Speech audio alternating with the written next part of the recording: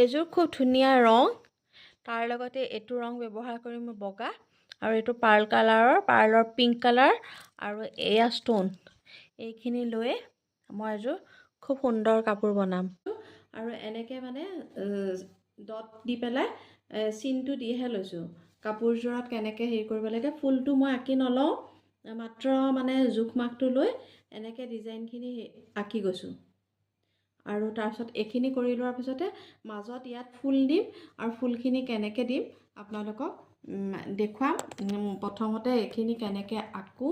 মই তেনেকৈ সেইখিনি দেখুৱাই লৈছোঁ আৰু যদি মানে এনেকুৱা পেঞ্চিল নাথাকে বা বগা কাৰ্বন এনেকুৱা ডাৰ্ক কালাৰ কাপোৰত বগা কাৰ্বন দি আঁকি ল'ব লাগিব বহুত ধুনীয়া ৰঙৰ কাপোৰ এযোৰ কৰি আছোঁ আৰু কাপোৰযোৰ কৰোঁতে কেনেকৈ কৰিছোঁ আপোনালোকক এয়া দেখুৱাইছোঁ পিংক আৰু হোৱাইট মিক্স কৰি পেলাই কৰিছোঁ কালাৰ মানে বহুতকেইটা কালাৰৰ নিচিনা আহিছে বেবী পিংক হোৱাইট গোটেইখিনিৰ লগতে